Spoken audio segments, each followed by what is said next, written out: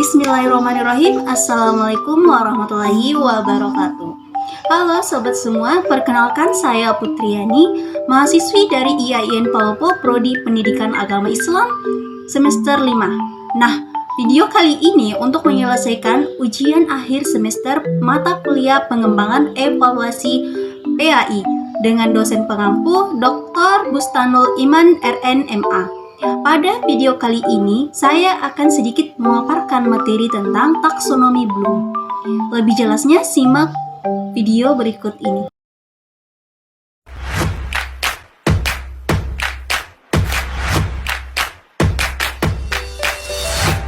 Baik, yang pertama kita masuk kepada pengertian taksonomi Bloom. Nah, apa itu taksonomi Bloom? Taksonomi Bloom adalah struktur hierarki yang mengidentifikasi keterampilan berpikir mulai dari jenjang yang rendah hingga jenjang yang lebih tinggi. Dalam pendidikan, taksonomi dibuat untuk mengklasifikasikan tujuan pendidikan. Dalam hal ini, tujuan pendidikan dibagi menjadi beberapa domain, yaitu domain kognitif, domain afektif, dan psikomotorik. Dari setiap ranah tersebut dibagi kembali menjadi beberapa kategori dan subkategori yang berurutan secara hierarkis bertingkat, mulai dari tingkah laku yang sederhana sampai tingkah laku yang paling kompleks. Kita masuk kepada sejarah taksonomi Bloom. Taksonomi Bloom pertama kali diterbitkan pada tahun 1956 oleh seorang psikolog pendidikan, yaitu Benjamin Bloom.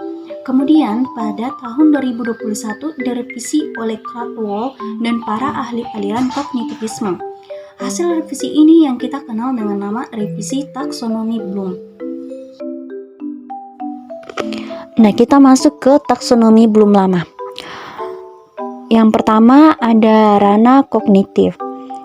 Taksonomi Bloom membagi kemampuan tingkat berpikir atau kognitif menjadi 6 tingkat, yaitu yang pertama pengetahuan, pemahaman, penerapan, analisis, sintesis, dan evaluasi. Yang kedua ada ranah afektif, yaitu ranah yang berkaitan aspek-aspek emosional seperti perasaan, minat, sikap, kepatuhan terhadap moral, dan sebagainya, yaitu terdiri dari penerimaan, partisipasi, penilaian, organisasi, dan pembentukan pola hidup. Selanjutnya, kita masuk ke ranah psikomotorik. Ranah psikomotorik yaitu ranah yang berkaitan dengan aspek-aspek keterampilan yang melibatkan fungsi sistem syaraf, otot, dan fungsi psikis. Ranah ini terdiri dari persepsi, kesiapan, gerakan terbimbing, gerakan yang terbiasa, gerakan kompleks, penyesuaian pola, dan kreatif. Selanjutnya adalah taksonomi Bloom revisi. Pada tahun 1994, salah seorang murid Bloom, Lorin Anderson Caldwell, dan para ahli psikologi aliran kognitivisme memperbaiki taksonomi Bloom agar sesuai dengan kemajuan zaman. Hasil perbaikan tersebut baru dipublikasikan pada tahun 2001 dengan nama yang sering kita dengar, yaitu revisi taksonomi Bloom. Nah, revisi ini hanya dilakukan pada ranah kognitifnya saja. Perubahannya yaitu antara lain, yang pertama adalah mengingat atau C1.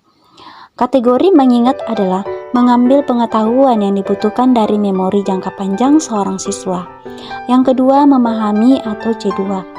Seorang peserta didik dikatakan memahami jika mereka dapat mengkonstruksi makna dari pesan-pesan pembelajaran, baik dalam bentuk lisan, tertulis, dan grafik atau gambar, yang disampaikan melalui pengajaran, penyajian dalam buku, maupun penyajian melalui layar komputer. Yang ketiga adalah mengaplikasikan atau C3. Kategori mengaplikasikan ini sangat erat kaitannya dengan pengetahuan prosedural. Yang keempat, menganalisis. Yang termasuk dalam kategori menganalisis adalah proses mengurai suatu materi menjadi bagian-bagian penyusunannya dan menentukan hubungan antara bagian-bagian dengan materi tersebut secara keseluruhan. Yang kelima adalah mengevaluasi atau C5.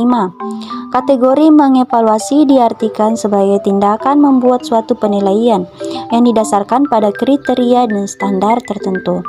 Dan yang terakhir adalah mencipta atau C6.